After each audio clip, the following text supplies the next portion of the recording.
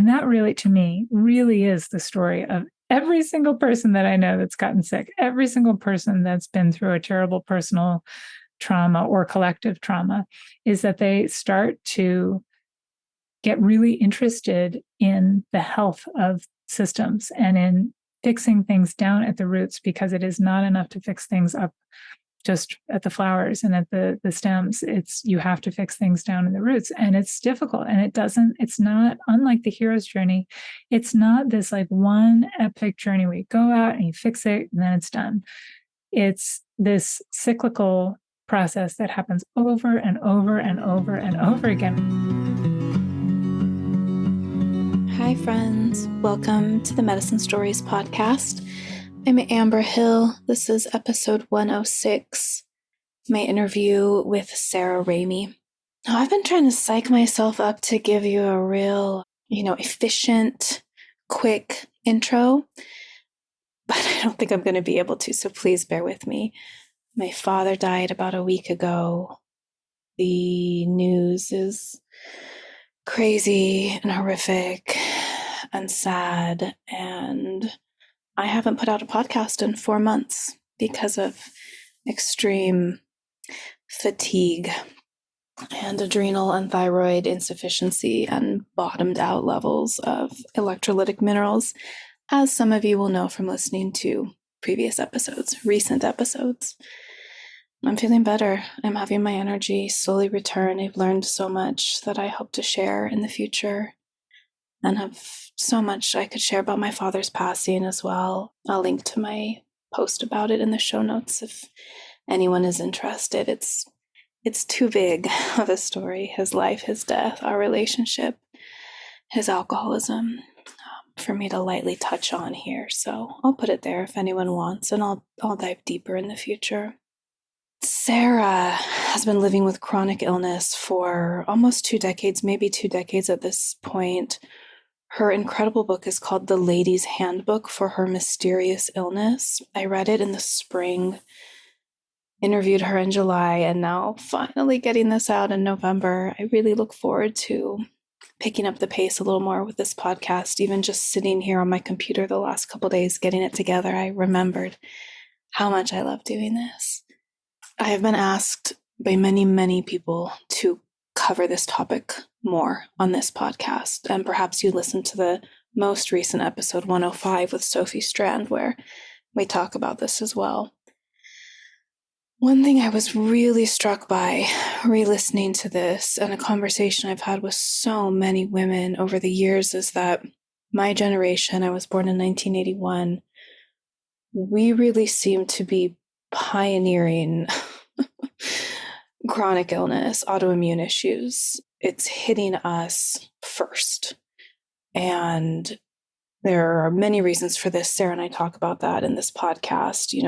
Clearly toxic load of the environment and the foods we eat. And I will now say lack of minerals, lack of ability to detox because of the lack of minerals in our bodies. And many other things have led to this. And as a mother of 2 daughters, I am so focused on trying to prevent this from happening to them. And of course, I'm not fully in control of that in any way. And I'm just interested in this larger conversation of generational health and what we are doing to ourselves and our children with the choices that we are making and the choices that we aren't making, the choices we're making collectively that we actually have no control over as individuals.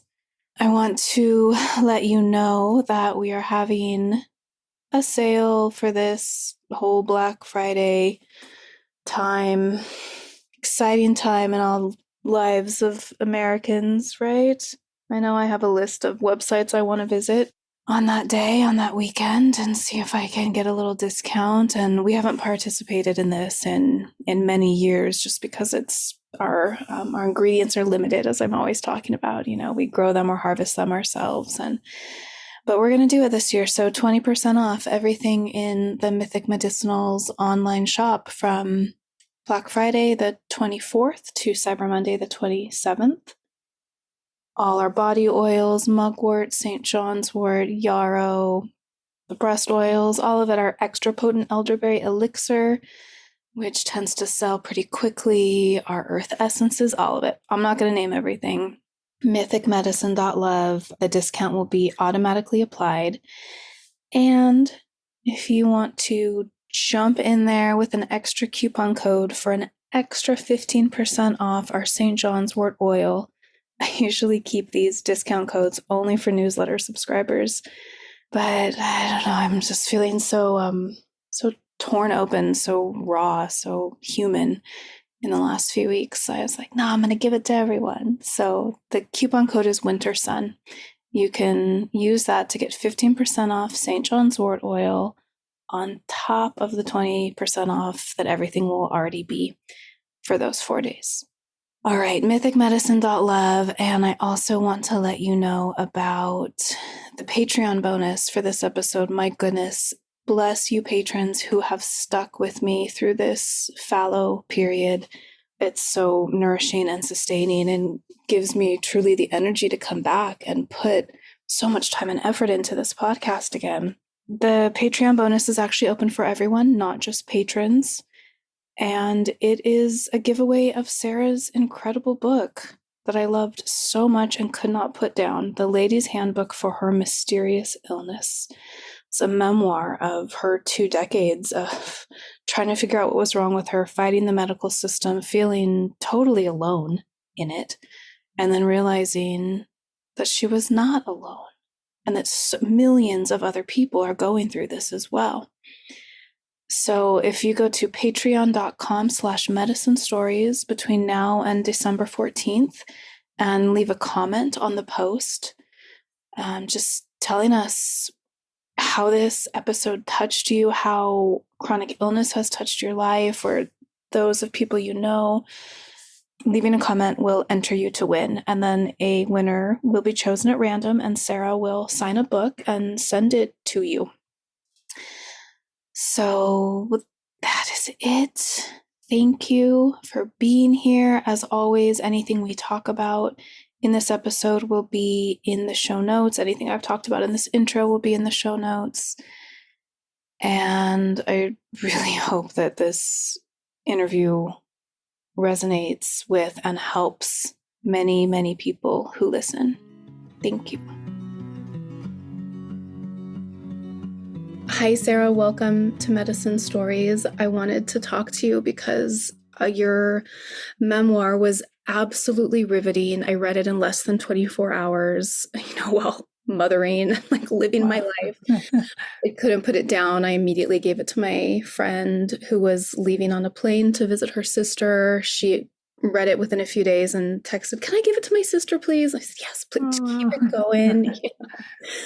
So thank you for being here. I'm really, really excited to share your story with my audience because, as I told you, I've been asked to talk about chronic illness and, being a woman in the modern medical system on this podcast so many times. So thank you for being here. Oh, thank you so much. And thanks for telling me that story. I always like hearing those stories. I'm like, oh, it mattered. Oh, God, it matters so well. And I had found it from a friend, she put it in her Instagram stories, and I was like, oh, am I going to resonate with this book? Is it relevant to me? I love memoirs. I'll buy it, She said it was, life-changing for her to read it as well. So I've never read a memoir quite like yours, right? It's extremely medically personal. Yep. Bodily personal. And you kind of blew my mind. She did this. She just did this. She's like, I'm going to write this book where I talk about these awful things that have happened to me in gynecologist's office and pooping on trays to get, whatever your stool samples taken. Right. Somebody's got to do it. Yeah. Thank you for doing it. I just can't. How many, can we start with statistics? Because I think you talk about how many women out there are dealing with chronic illness? Well, that's kind of hard to measure. It depends on which chronic illnesses you're talking about. I think the statistic is that 1 in 2 Americans has a chronic illness of some kind. So it's a lot of people. But then when you get into talking about the types of illnesses that I'm really talking about in my book, it's called The Lady's Handbook for Her Mysterious Illness. And these are What I'm really talking about is this family of illnesses like chronic fatigue syndrome, fibromyalgia, Lyme, mast cell activation, Ehlers-Danlos. We were just talking about that. There's a family of illnesses and then related problems that kind of have all the same things in common. They have very similar symptoms. They predominantly affect women. And the other thing they have in common is that they're all treated as if they're all in your head when you go to the doctor, and that you go in there with this giant mountain and they tell you that it's a molehill. And everyone that has these problems has at least dealt with that problem, most of the time. Not all of the time. There are sometimes doctors who are a lot more empathetic, but mostly it's living with this horrible condition, depending on where you are, kind of on the spectrum of severity, but being told that it's not happening at all over and over and over again. And there's just turns out to be, I write about this in the book. I thought that I was the only person that was dealing with that phenomenon, and that it had to be this just absolutely unique, never before seen problem.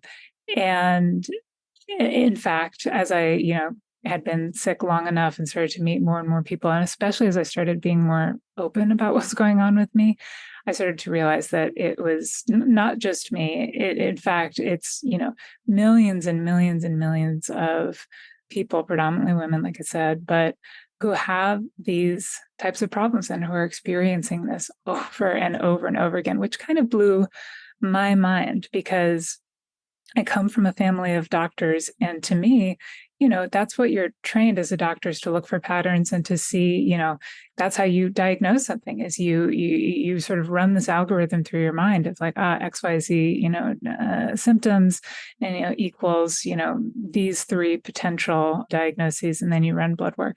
And that is not what happens with these problems. They're like, I know what this is. XYZ symptoms equals a woman badly in need of an antidepressant, or a woman badly in need of a hobby, or more friends, or some unbelievably patronizing response, when in fact you have a really serious, really debilitating problem. And so that just turns out to be just this enormous, enormous number of women. It's hard to, not all women, but it's hard to quantify, just because you have to look at, well, are we talking about chronic fatigue? Are we talking about all the mystery illnesses? Are we also talking about autoimmunity? Because that's very related to these types of problems. So it is kind of hard to put a firm number on it, but, we're getting up into the tens and tens of millions of people. I would love to touch on the evolving nature of illness in modern society, because it is changing, right? This was not an issue when our mothers were our age to this extent. But I suppose we should start by having you share a little bit of your story, which how do you even do that on podcasts? I mean, the whole book story is so multifaceted. But, perhaps I'm extremely interested in this idea of the exposome. And I had just learned about it when I read your book and was like, oh, this has been so helpful for me. This is a lot of what I'm unearthing in my life now at middle age. Like, what was I exposed to in my life so far that's led me to the health issues I have? So, perhaps as you're sharing your story, we can be talking about what the exposome is and what I really learned from your book. I'm sorry, I'm rambling, but about the extremely multifactorial nature of chronic illness, that it's rarely one thing, maybe never one thing. It's many different things that happen. It's a snowball effect. It's just like an unlucky intersection of many factors. Yeah, well, that's actually one of the hallmarks. I think this is part of what leads doctors to believe it's hypochondria, is that this particular type of problem is unlike a lot of different types of chronic illness, that have a very distinct set of symptoms that are limited mostly and recognizable.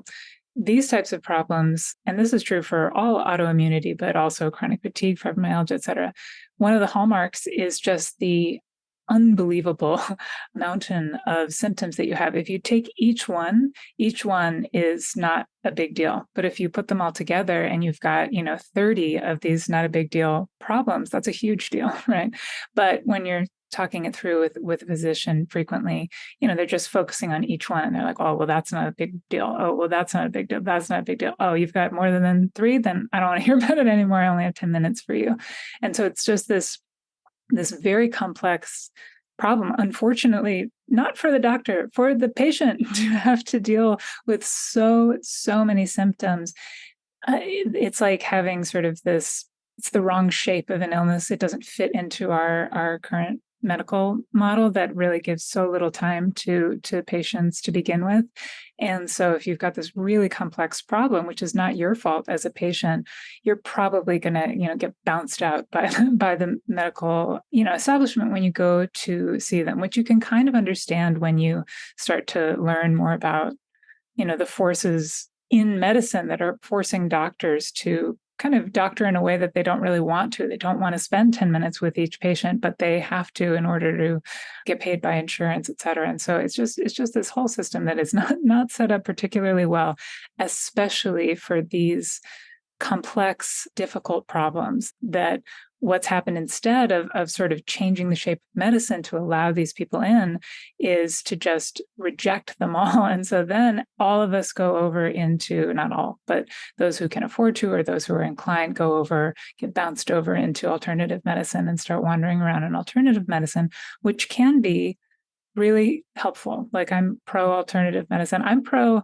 both sides of medicine, just where they are effective. This is sort of like the issue that all patients like this deal with all the time. To go back to, I kind of got off topic with talking about what's wrong with me. So I have a pretty complex issue, but the main things, the top three things are the way that all of this started with me. This is really common. People who have long COVID, I would put that in the category of these types of illnesses. That's triggered by COVID, of course. But having a trigger is extremely common, both for autoimmunity, but also for chronic fatigue syndrome, for fibromyalgia, for all of these types of problems. It's very common to have a trigger, and that's what happened with me. I was in my senior year of college, and I just had sort of run-of-the-mill UTI that wouldn't go away. And I ended up going to this urologist who performed a procedure that he shouldn't have performed. Long story short, he really he made a surgical mistake, and he really damaged my pelvic nerves. And I became septic within 12 hours. Something went horribly wrong. The nerves were all damaged, unbelievably painful. I became septic, which is an infection of the bloodstream. I had to be hospitalized and put on a month of IV antibiotics. And it was just this really horrible incident. It's awful. And it's interesting, if I may, it was it was like physical trauma in this case, your trigger, which then of course, led to an infection, which is a whole separate trigger and part of the exposome. Yes. And it's hard to say. In my case, I think it would be difficult to say. I think it's probably a combination of the physical trauma of being essentially like assaulted with this instrument where you shouldn't have put it.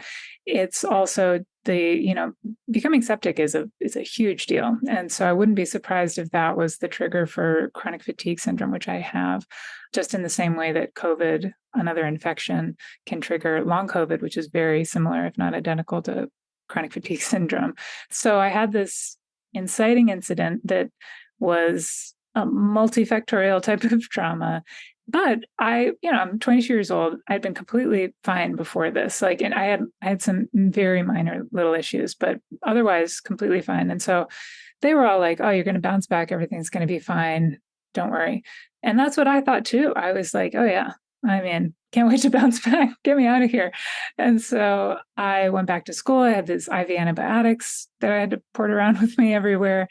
And I was not better. It was like I felt like I had the flu all the time. I was sleeping constantly. My muscles ached and burned. I was so tired. Started having all these digestive problems, which I had never had before. My colon essentially stopped working without the use of heavy use of laxatives. And then I had really, really bad pelvic pain, which I hadn't had before. I had a UTI, but it wasn't like world-ending vaginal pain. And suddenly it was. And so all of a sudden, I've just got this monster problem that I did not have before. And it did not make sense because, this is 2003. I'm 42. This happened 20 years ago to me.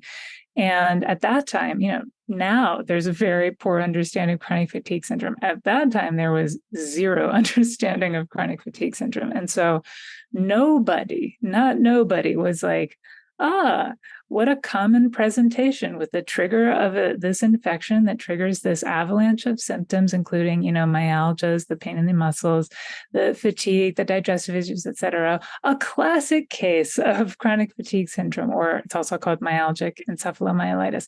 Nobody said that.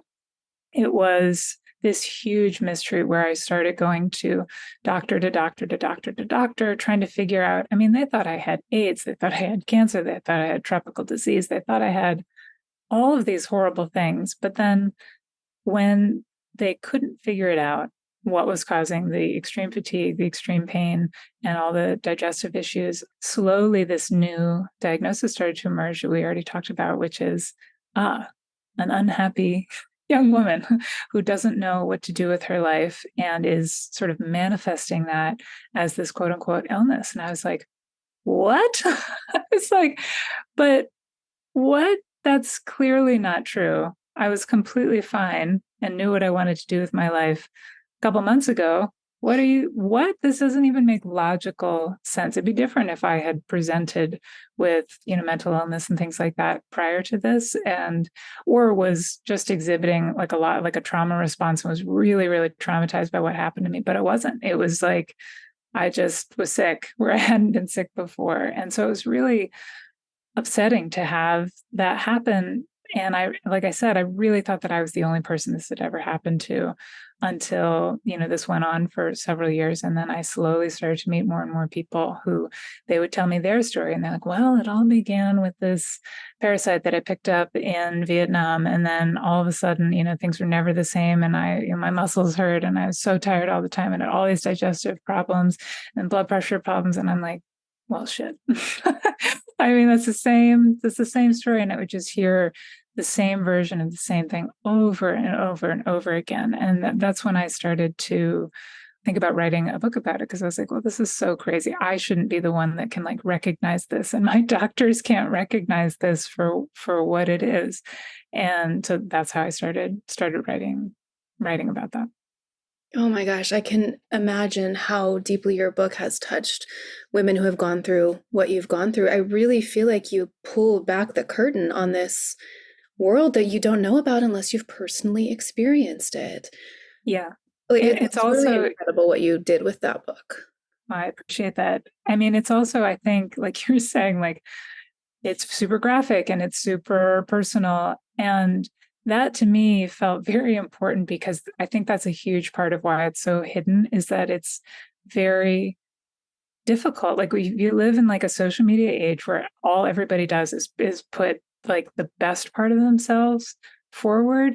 It's very difficult to be like, oh, well, my update is that I just had to give like my third stool sample of the week. And then I cried for a long time afterwards because it was so humiliating and I spilled it. Like, these are things that are so difficult to talk about. And so nobody talks about them. But like when that is your life and it has completely taken over your life, it's like, it's so painful to not be able to talk about that with the people around you. And that's what I wanted to do, because I did feel, at least in writing, I feel very comfortable talking about all that stuff, just because for me, it's cathartic for me to be like, this is happening. I do not want this to be hidden. I want to be seen for like what is actually happening in my real life, because that's what's so painful to me, is to feel so out of step where people are like, wow, you look completely healthy and normal and you sound completely healthy and normal. You must be completely healthy and normal.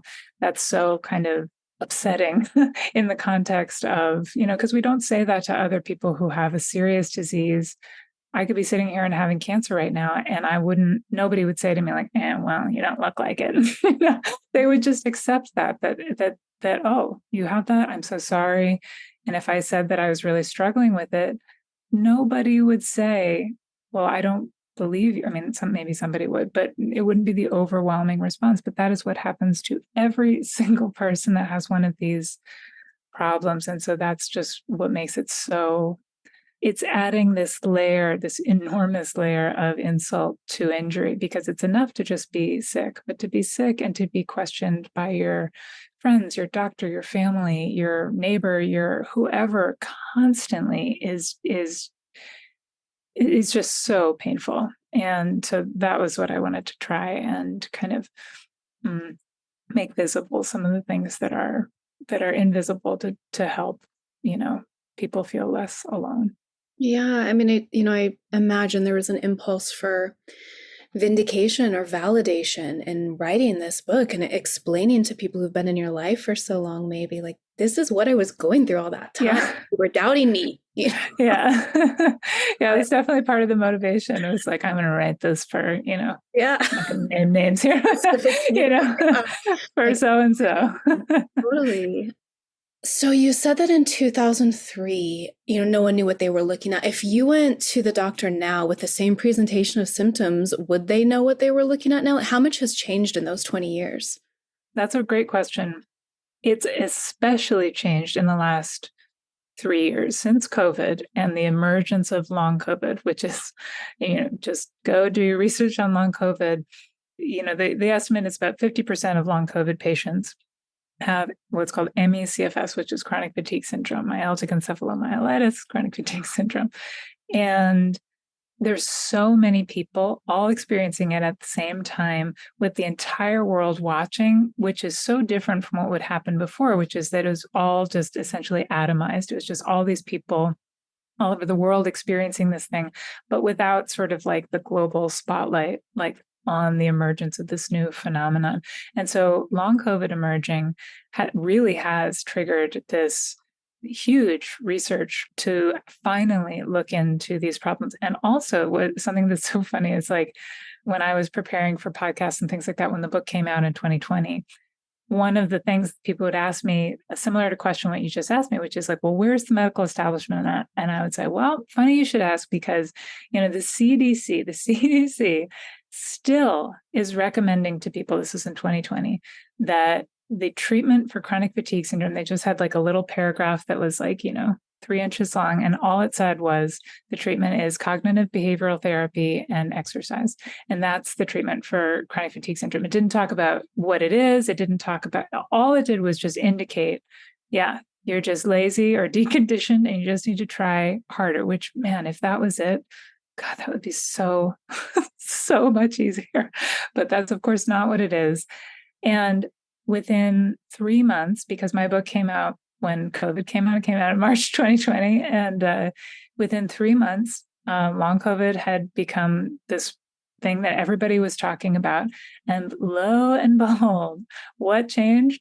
Suddenly, the CDC's website just updates one day, and it's like 9 pages long on chronic fatigue syndrome. It's all the, suspected causes. It's all about like how to be more empathetic to these patients and that they've been mistreated in the past and that they are really suffering and it has a lower quality of life than most, chronic illnesses that we take very seriously. And it was like, holy shit, like that, to just see that change so fast overnight, to just be accurate, they just finally had essentially the media attention, because a lot of people, as soon as long COVID came out, the whole ME/CFS community was like, well, we could tell you what's going on with you. It looks really familiar. And so the long COVID community was really interested in talking to the ME/CFS community to understand what are the treatments, why is this happening, just something. And I think it was actually very scary for those long COVID patients to be like, oh my God, first of all, I didn't know that all these patients were here in this kind of abyss suffering. I had no idea. And 2, oh no, I'm one of those people. What if medicine does this to me too? And of course, that is what started to happen. Because of that, there's suddenly all these people who are writing about their experience and that the media is really focusing on. And the media is like, well, what's ME/CFS? Because all these long COVID people are talking about that all the time. And so then they go to research it, and the CDC is like, oh, you just could do cognitive behavioral therapy and exercise. And they're like, oh, is that really? That doesn't sound right. And so all of that pressure, kind of like all at the same time, I think forced the CDC to finally, have this internal reckoning and change their information for the public. And what I've seen is that when I go to the doctor now, it's kind of hit or miss, but there's a lot more acceptance. If I say I have chronic fatigue syndrome, now The bar is so low. Now they're like, oh, okay. And they write that down. Before they'd be like, oh, oh, and they would give me a look and they wouldn't even write it down. They would just be like, got it. You're one of those people. And now they write it down as a real diagnosis. And this is, again, the bar is unbelievably low, but that's a lot of progress, is to just have them without stigma say, oh, you've got this. I'm sorry to hear that. Let's, write that down and keep working on what we can work on in this appointment. That's a big change. Now, there's obviously, that's not where it should be. Where it should be is, so are you on the following treatment protocol, which is the, protocol advised by the CDC and blah, blah, blah. That's not happening because there is no good treatment protocol yet for these problems. But that's because of the decades-long neglect of these illnesses. You can't have a treatment protocol if you're not studying the disease. People are always like, what makes it so mysterious? And I'm like, the only thing that is not mysterious about this is why we don't understand them. And that's just because they've basically gone unfunded the last 40 years. And so you can't know a disease if you're not trying to know it. I mean, that's just, it's simple. And that's changing a lot too. The funding is starting to open up. And so I can see it shifting. There is a really long way to go in terms of compassion, in terms of believing the patient, and especially in terms of treatment. But at least you can see the door is starting to open, and that, somebody that's just been staring at it, like not just like shut, but like sealed shut for so long, that is at least a sign of hope, because I don't think it'll shut again. I think it's just going to keep getting pushed open. So that's good. Yeah, I became aware of ME/CFS when the Whitney Defoe story was at the Washington Post or some major newspaper about 10 years ago. Mm-hmm. And so I've continued to follow his story ever since. And I mean, that's, what do you have to say? For people who don't know Whitney, so there's I call people like us, Wome is a woman with a mysterious illness, or a Mome, a man with a mysterious illness, or a Pome, a person with a mysterious illness, whatever you want to call it. I wish there was a better, more serious sounding name, but there really is an umbrella that sort of goes over all these problems. And one of the things that you see once you're in that community is that there's, just like any other disease, there's sort of a spectrum from mild to extremely severe. And Whitney Defoe, he's the son of a really prominent ME/CFS researcher who edited his research. Correct. He got very sick, and when he realized people don't take this seriously, and I didn't take it seriously until my son became bedbound. Yeah, exactly. So his father, Ron Davis, he was a researcher. I don't know what he researched before this, but when he saw his son get sick, he pivoted his research into ME/CFS. And Whitney, he's really worth looking up. For Whitney, it's not invisible. It's very visible that he's really profoundly, profoundly sick. And I've been to that end of the spectrum as well for years. And what usually happens is you just disappear because you're just even too weak to like post online or to make a phone call or to see anybody. And so you just disappear. And so it's been incredibly brave and sort of noble what Whitney does, documenting exactly what he looks like. It's really rough. It is really painful to look at. And I think that's so important, because that is what it looks like when you're all the way at that end of the spectrum and you're just so sick. He's one of the sort of more prominent people in the community and has done a lot of good. I think that's all of us who are in this community is like in our own way are trying to do the same thing, is to like make this invisible thing more visible to people, whether it's in writing or photo documentation or whatever it is, because just because something is not visible does not mean that it's not happening. Pain is not visible.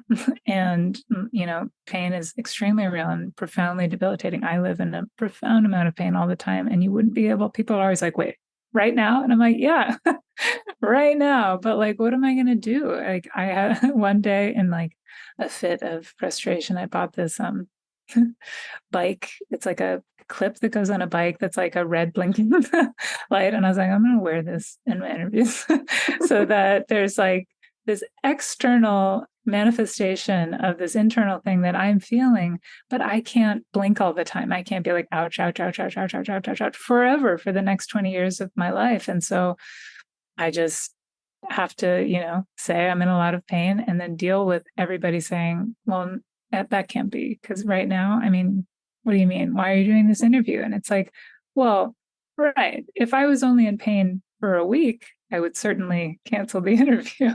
Mm-hmm. But if it's your whole life, then you have to start participating, or you want to start participating in the world again, so that you're not just waiting to start your life when things get better, because they're not getting better. And so then you just start having, your life just starts disappearing in front of you, because you're not doing anything, because you're acting in a way that is more about like having an acute illness as opposed to a chronic illness. When it's chronic, you have to start to rearrange the way that you approach life, and sort of put yourself through a lot more than you would normally put yourself through, because you sort of don't have a choice, because it's not going to get better next week or next month.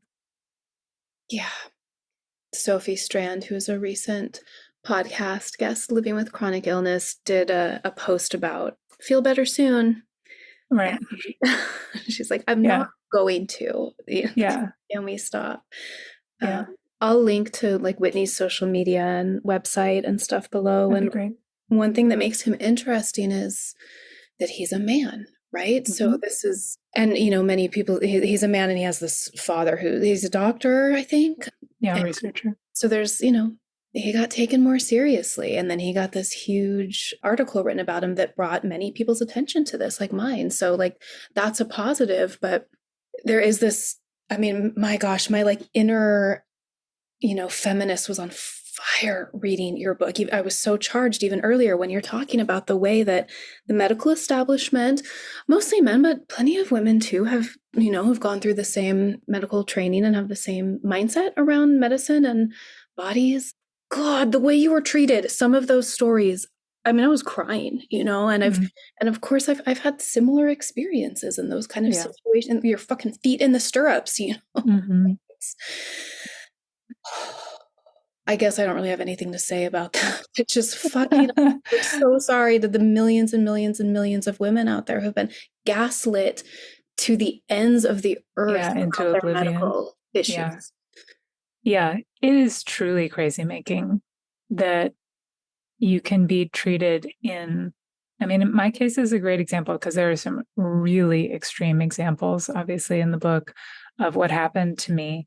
But that is not unique to me. Like, that is so many people who read the book, reached out and were like, oh, let me tell you, my equally unbelievably painful, horrible story. And it's funny, when I talk to doctors who are like my peers, people that I grew up with and are now doctors, they all say the same thing, which is like, that's just medicine now. Like, that nobody is like, that's not happening. Like, when I talk to older doctors, they're much more in denial about the state of medicine, and are sort of have this like, you just need to put your big girl panties on. And I'm like, oh, believe me, I got my big girl panties on. If you were in this situation, you would be crying for your mommy. No fucking doubt about it.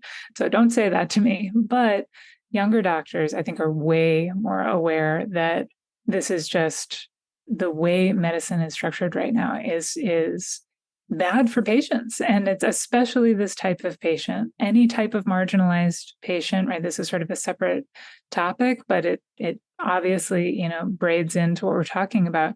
Anybody that has any layer of marginalization, whether you're a person of color, whether you're LGBTQ, just, we know by the data, receives worse treatment at the doctor. And the same thing is very clearly true for women. And that, when people are like, well, how could all of these people have been overlooked for so long? I'm like, well, that's also not mysterious. I think there's a real tendency when it comes to women's issues to be like, oh, well, that's an issue that we've solved. It's like, no, it is not. There is the whole history of women in medicine is just story after story after story, millennia after millennia, disbelieving women, of just not allowing women to control their own healthcare, not allowing women to be believed when they say, this hurts, this is bad, and it's different from what a male body might be experiencing. It's just discounted as not real.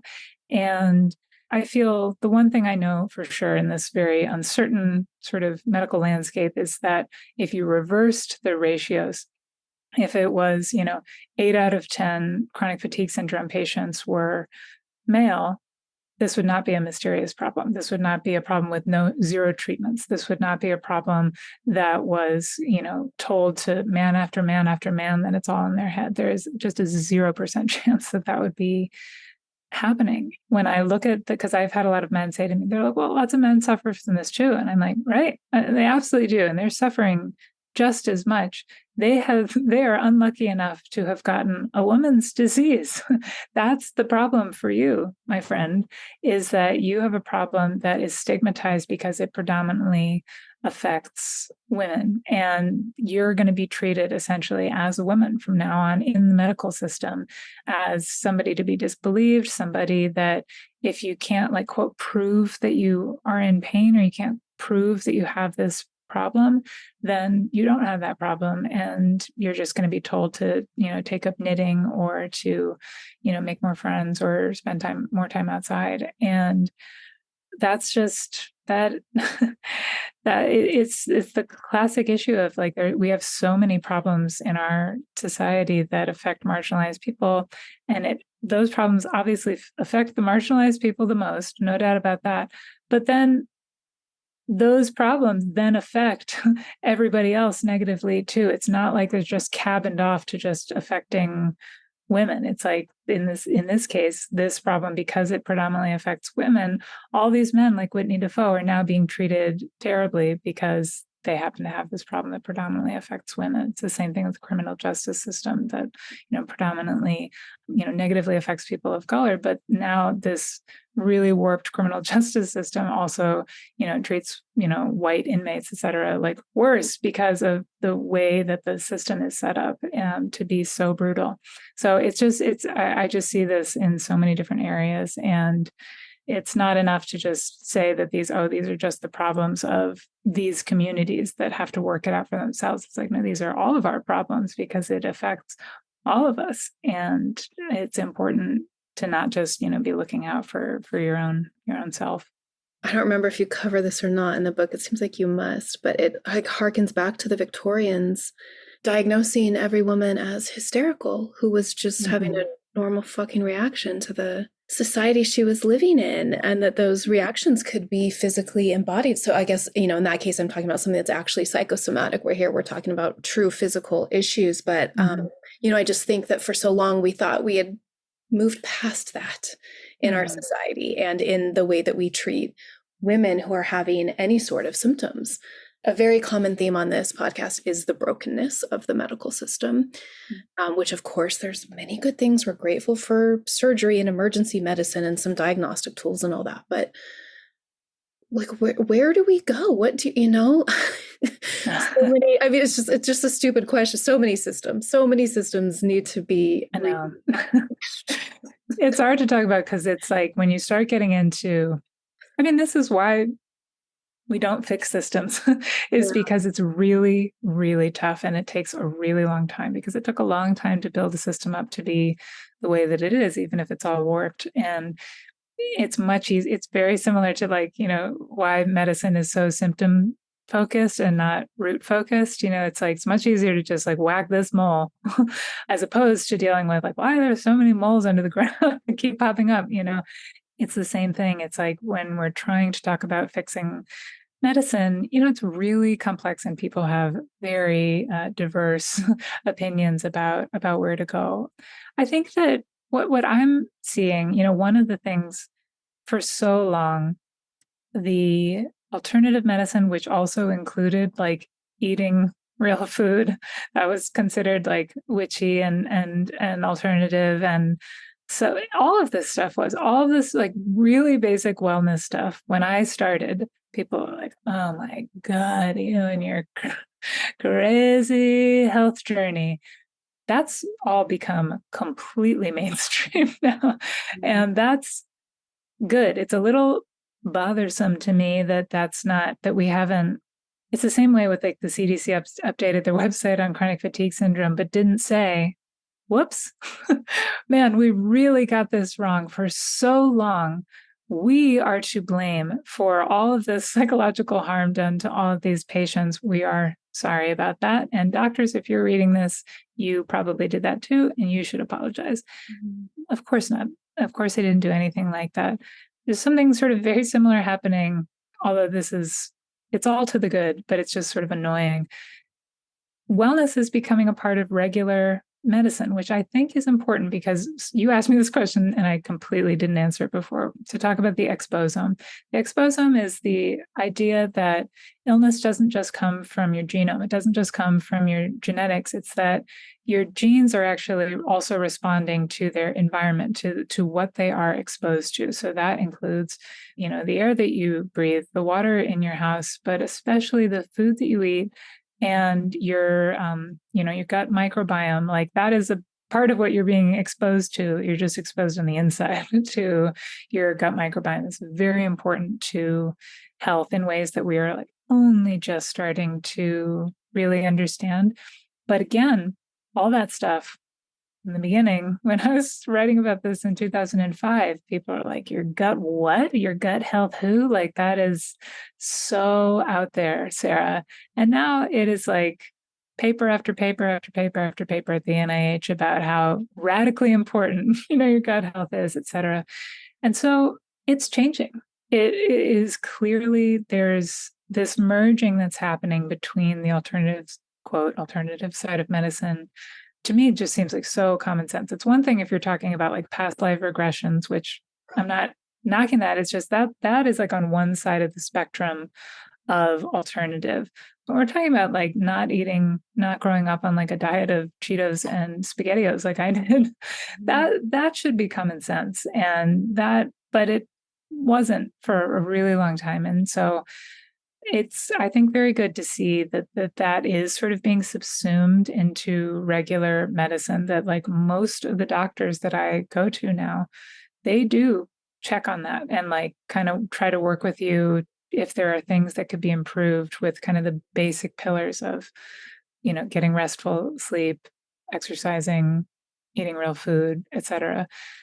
Some doctors more than others because patients don't want to hear that. So it's a tricky situation, but that's part of, I think, the evolution of medicine. And that's like kind of the bare minimum. There's so many other things that need to be addressed as well when it comes to the exposome. But I can see that is changing, and I wish it would change a little faster because, when people ask, well, why are these illnesses so prevalent now when they weren't 40 years ago?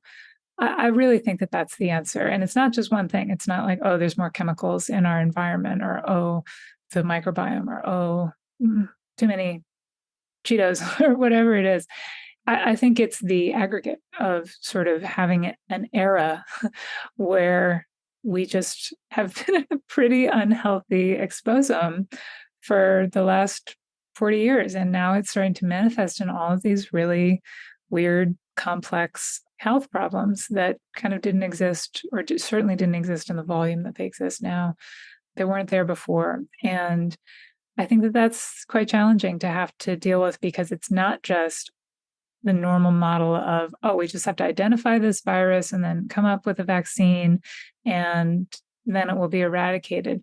This, you can't point the finger at something else. It partly points back at you and at society to change behaviors, to change, everything that you're exposing your body to. And I don't think we have a definitive medical understanding of what the right exposome is, like how much chemical exposure is okay, how much is not, what is the right diet to feed your microbiome, or, because some people can take it, in really far extremes. And I don't think it's exactly understood what we should be doing yet. So we're just sort of in this period of, I think, course correction of kind of getting really off course, at least in terms of health for the last, 30, 40 years. And we're trying to fix that now.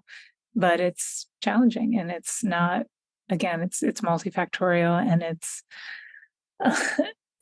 hard to change things when you have to ask people to change themselves.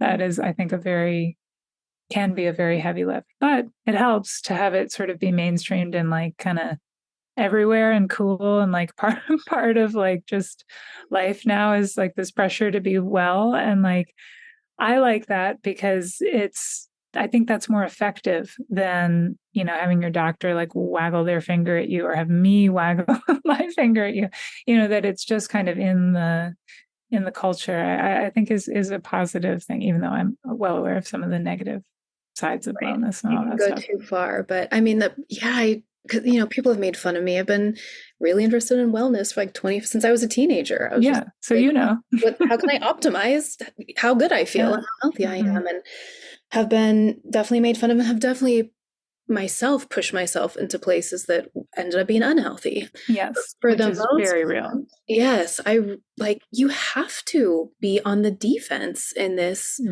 modern life. So I'm 42 as well, and I like it's our generation of women, especially, who are pioneering the having of chronic illness, who were kids who were exposed to things that our parents and previous generations were not exposed to.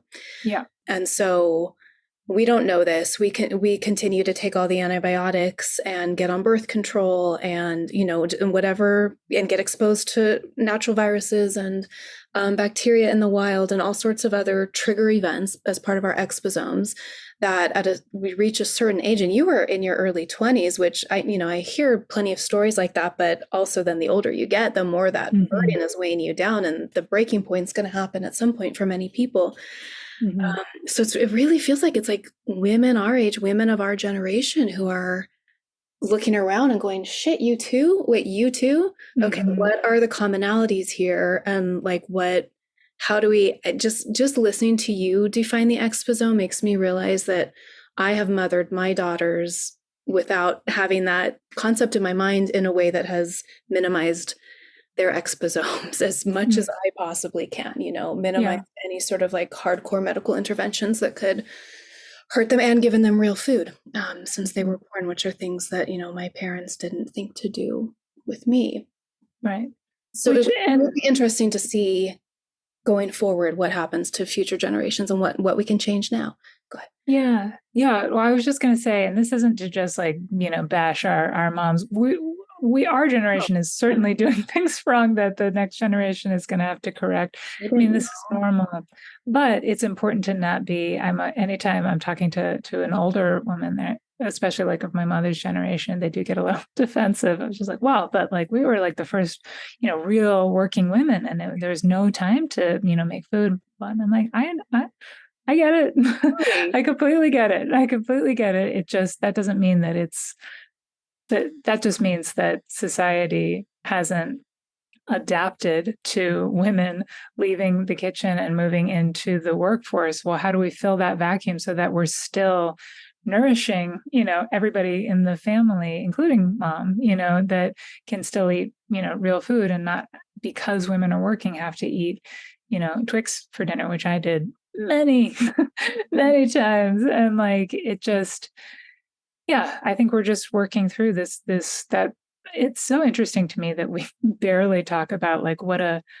world-shaking change it is to have women move from the home into the workplace, and that there was just like almost nothing done societally or governmentally to take seriously all the work that all those women had been doing for free for millennia, that this is the reason that why there should be universal daycare and all of these things that are provided by the society, because that needs to be there. We know most people don't have all of this help and nannies and all of these, people that used to be there they were called mom or grandma, that used to be around and were just there to provide free labor all of the time.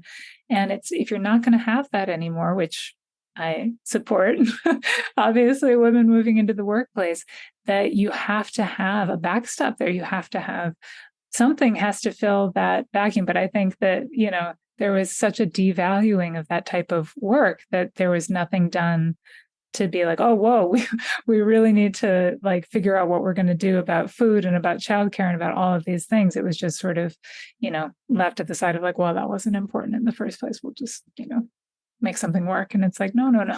The people who made it work was the mothers who were going to exactly doing both home and still doing that.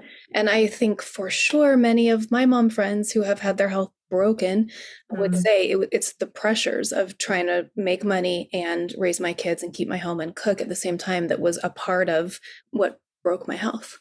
Yeah, exactly. Which is why it's like, this has changed for me actually in my evolution, is that in the beginning, I was when I, learning about real food and how important this was, for me as a single person, it's easier to be able to cook my own food and kind of go down that road. And that's important.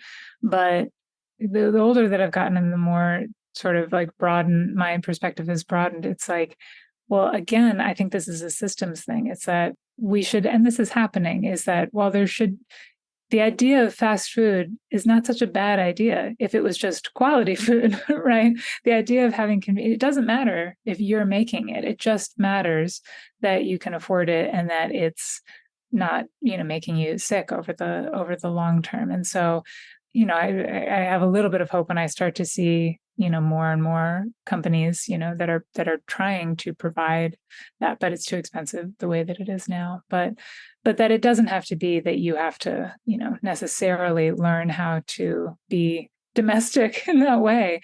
It just matters what you're putting into your body, and that's going to look different for everybody. Yeah, so much of our conversation thus far has really made me just look at this intersection or this meeting point between self-responsibility, eating better food, and just these societal forces that are beyond our control, and how, if there's chemicals in your tap water and all you have is tap water, that's there's not, it's, I guess I just want to say, like, we can all do our best, but we're all embedded in deeply toxic systems as well.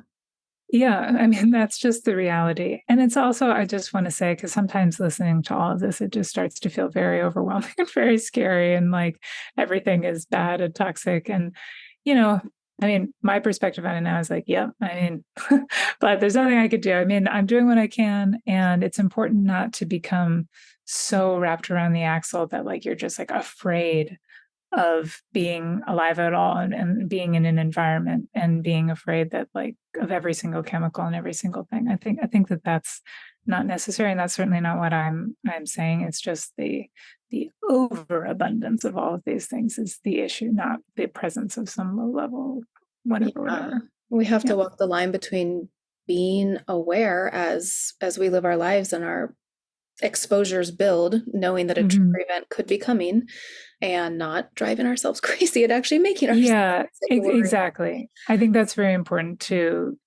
walk the line between, you do have to take some self-responsibility. I think that can be like a bitter pill for some people who just don't want to at all, but don't drive yourself crazy trying to be perfect about food, perfect about chemicals, perfect about your environment, perfect about all of these things, because you really will drive yourself crazy, and there's no way to achieve that. And so it's just, part of it is you have to be a little part of your personality is to become like a nihilist. That's just like, well, nothing I can do. Be a nihilist and an optimist, be on defense and offense. Yeah, exactly. I really love this part in the book where you write about like looking to have your story reflected to you. And especially in like the larger archetypal stories we tell in our culture and in mythology, and Joseph Campbell, the hero's journey. And when you really realize like these are all extremely masculine over narratives, and I'm not seeing my feminine journey into the underworld reflected here. Right. Yeah. So I sold the book in 2010, and very much in my mind, I was actively structuring it on the hero's journey, the story that I was going to tell. And also, when I sold it, I had actually just been diagnosed with this parasitic infection that everyone thought was going to be the end of the story because it had been missed and it was a very serious infection. And so everybody was just like, this is it. This is the end of your story. You win and you have overcome this and you're going to go on to, conquer the world. And that was like it was very poor timing because it was at the exact moment that I was like writing my book proposal and selling it. And so I just wrote that in because I just was like, yeah, that's my story. That's what's happening. Even though I was starting the treatment and it wasn't helping at all. I was like, oh, that's just gotta give it some time. Well, And this so is my conquer the monster moment. Yep. And so long story short, did not get better. In fact, within 3 years had become like radically worse, not to do with the parasite or anything like that. Just my health fell off a cliff and I was sort of at the Whitney Defoe end of the spectrum. I was in a wheelchair. I couldn't lift my head up. I was drooling into the pillow. I didn't speak to like a single friend for several years. It was horrible. And I was still on the hook to write this book. And I just was like lying there, drooling down my face, trying to think through, like, okay, when I get better, how am I going to tell this story? Like, it doesn't fit into the stations of the cross, essentially. Like this, I'm not going to win. The dragon is not going to be slain. The dragon has very clearly slain me. And that is not a narrative that anyone wants to read. That was what I was thinking in my head, is like, that's just too depressing and too horrible to like just be like, yep. And in the end, I lost. The end. Thank you for reading my book. And so I started thinking through, like, well, what are other ways that I could tell the story? And just how do I tell the story in a way does not feel dishonest to me, where I'm not trying to, because I see this happen a lot with sick people where they are doing everything they can to fit their story into this story of triumph, but it's like really obvious that they're not better and that they'll be like, oh, and that's when I found yoga and my life is just so much better now. It's as better as it could possibly be. And I'm like looking at them and I'm listening and I'm like, I don't think that's true. I think that you're still sick. It's okay to say that. It's okay to say that you didn't win and you didn't conquer everything and that yoga wasn't the answer. Like, but there's just so much pressure to feel like you have to present this really strong, triumphalist narrative. And so anyway, I was like, well, maybe there's like an alternative narrative. And I read all this Joseph Campbell and I was like, no, he's not. He really is. He's like, this is the one true story that is in all stories, in all cultures, you find this story. And so one day I was just like, well, maybe there's like a heroine's journey. And like in my mind, I was like, it's just like the feminine version of the same thing. I was like, it's just a woman going through the same things, but it'll look a little bit different. And I started researching about that. And I found this book called The Heroine's Journey and I ordered it. And I'm reading this story and I was like, holy shit. And it was this story of, basically, the premise is the heroine's journey. It's not the hero's journey. It's a completely different story. But just like the hero's journey, this story shows up in every single culture, no matter who you are, where you are. It is not the story of, Frodo going out to destroy the ring and demolish the forces of evil. It is the story of Persephone. I think that's the most accessible story to most people, which is the abduction of this woman via a trauma, a rape. That's what happens to Persephone. And she gets pulled into hell. And then she becomes not just like a journey through hell. She becomes the bride of hell. She becomes an actual resident in the underworld who then becomes a guide to other souls that are passing on their journey through the underworld as well. And as I'm reading about this, I was like, oh my God, it's like, that's me. That's everybody like me. That's that person that's writing their yoga journey and is like, I won, but clearly didn't win.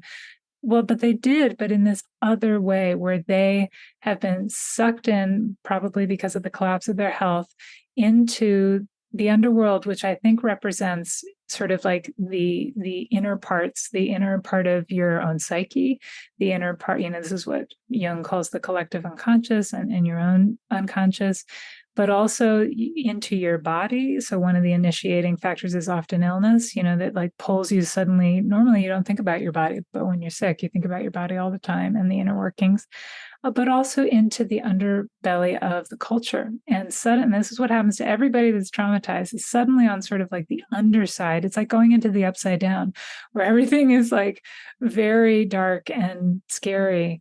But also you really, and this is not in the book that I was reading. This is like where I started to develop my own theory of the case, which is that when you go into the underworld, well, what's in the underworld? It's the root system of everything in the upper world. And so this is where you start to look around and start to see what is causing things to be the way that they are on the upside. And that is the story of everyone who is traumatized, whether it's traumatized by, domestic abuse, or traumatized by racism, or traumatized by illness, or traumatized. There's so many different things that can sort of pull you into the underworld. But then what happens to that person? Sometimes they can get stuck because it's just too traumatizing. They kind of get stuck in hell and they can't get out. But a lot of people, what happens is that you spend so much time down there that you start to become this person who can see in the dark, and who can see and wants to see what is causing things to be so bad in the upper world, or unhealthy in the upper world, whether that's culturally, whether that's psychically, whether that's physically, whatever it is. And then you go back up into the upper world. This is what happened with Persephone. She was sort of half light, half dark. She would spend half the year in the upper world and half the year in the underworld. You go back into the upper world, and it's your job to address what you saw in the underworld, to help fix things so that they are healthier in the root system down below. And that really, to me, really is the story of every single person that I know that's gotten sick, every single person that's been through a terrible personal trauma or collective trauma, is that they start to get really interested in the health of systems and in fixing things down at the roots, because it is not enough to fix things up just at the flowers and at the stems. You have to fix things down in the roots, and it's difficult. And it's not unlike the hero's journey. It's not this like one epic journey where you go out and you fix it and then it's done. It's this cyclical process that happens over and over and over and over again, where you come up and you fix a little bit over here, and then you go down and you look again, and then you come up and you fix a little bit more. And it just goes on for a lifetime. There's this Jewish saying that some problems are not for you in this lifetime to fix, but that doesn't mean that you don't work on it, for your entire lifetime. It can be the work of your lifetime. You just may not see the fruits of it while you're alive. And that's, I think, very much the work of kind of everyone I know that has these problems. They all become nutritionists, yoga teachers, writers, like activists, people that are they're healers. They are trying to help and heal and make things better. And it's the same universal narrative that's so unbelievably common, in the same way that the hero's journey is, but it's completely different. It's sort of its dark twin. Yeah, so that was really helpful to me, because it really helped me have a narrative that was strengthening, as opposed to feeling like just a failure over and over and over again, but was like, well, actually, there is something that is happening to me that is allowing me to help other people. And it's okay that I don't fix the problem, that I don't fix medicine, that I don't fix myself, that it's just this process of trying to do that and trying to do as much as you can. But it's okay if it's never all better. And that is, I think important, because that's the reality of life. And that there's a lot of problems that may not be solved, but that you can improve, and you can sort of improve your little patch and keep working on it. I love that. That's so beautiful, so helpful. And like you got to end your book in a truthful, still Yes. hopeful way, still like on a high note. Right. Like, Which is real for me. Like, I'm a pretty hopeful person, and I didn't want it to be like, again, twisting myself into this shape that was not me. That's like, because people always went, they're like, oh, they always think, oh, if you wrote a book about this, because they haven't read the book, they're like, well, how did you overcome it? What's your story of triumph? And I'm like, oh, that tells me that you definitely didn't read it, because that's not my story. I am not, it's no triumph, but that doesn't mean that there aren't elements of hope. But it also doesn't mean that it's all hopeful. That's another thing, is I didn't want it to be just like, and happily ever after, because it's not happily ever after. I'm still really struggling, and it can be both of those things. And that's not just like a nicer way for me to end it personally. That's just reality. That is the way that it is. It is a mix of hope and despair. And like, I don't know, welcome to being alive, like being a person. Like, it's always a mix of those two things. And I think that that's important to be able to acknowledge. yeah, I think too that you used the phrase in your book, canary in the coal mine, that like when as women and people who have chronic illnesses and people in the underworld, people who've journeyed through the underworld, like that's so many millions of people who can say, hey, things are wrong up here. Yeah, Mm-hmm. these overworld, top world systems, we need to take a harder look here and make some changes. And like you said, it's the people who become healers. And I have this vision of like all my underworld journeys. You kind of come up and gasp for breath, Mm-hmm. before quite likely Mm-hmm. being plunged back down again. And I mean, I wouldn't be doing this podcast if it weren't for all Exactly. my underworld journeys. And it seems to resonate with countless people. What Yeah, a, heroin. That's yeah, you. yeah, what a beautiful framework, and like a truthful framework that is not offering false hope like Sophie Right. Strand and all the people telling her to feel better soon. Right. I'm not going to feel better soon, but I'm on my heroine's journey, and I'm bringing anyone along who would like to learn along with me and bring whatever healing we can to others while we're here. Yeah, exactly. Thank you, Sarah. Such a pleasure speaking with you. The book, again, just impacted me so profoundly. I will be like forever honored if even one person reads it after listening to this episode. And it's going to change the lives, I think, of everyone who reads it. It did for me. Oh, I really appreciate that. Thank you so much for having me on. It's been great talking to you. Yeah. So do you have like, do people order through your website, or do you have a website? How can people find you and keep up with you online? You can find me on Instagram. I'm also a musician called Wolf Larson, and I'm combining my two things. So now my handle is Sarah is Wolf Larson, because I just don't have time to be Yeah. two different people. So I'm just mushing them into one. So it's just Sarah is Wolf Larson, and that should have links in my bio to all the things. But you can find the book on bookshop.org or on Amazon or wherever is easiest for you. All right. Thank you, Sarah. Thank you. Thank you for taking these medicine stories in. I hope they inspire you to keep walking the mythic path of your own unfolding self. I love sharing information and always put any relevant links in the show notes, which you can find by just scrolling down from wherever you pushed play on this episode. You can find all past episodes and our handmade herbal medicine at mythicmedicine.love. We've got reishi, lion's mane, elderberry, St. John's wort, mugwort, yarrow, redwood. We've got body oils, sleep medicine, heart medicine, earth essences, and more. While you're there, be sure to check out our fun quiz, which healing herb is your spirit medicine? It's lighthearted, but the results are really in-depth and designed to bring you into closer alignment with both the medicine that you're in need of and the medicine that you already carry and can bring to others. If you love the show, please consider supporting it at patreon.com/medicine stories. It is so worth your time. There are dozens and dozens of killer bonuses there, ebooks, bonus conversations, guided meditations, giveaways, resource guides, links to online learning, coupon codes, behind the scenes stuff. And the best of it is available at the $5 a month level, and it literally makes the show possible. You can also subscribe or follow, depending on which podcast app you prefer. The music that opens the show is by Marie Sue from her beautiful song Wild Eyes. That's MarieeSiou. Thank you, my beautiful friend Marie, and thank you for listening. I look forward to next time.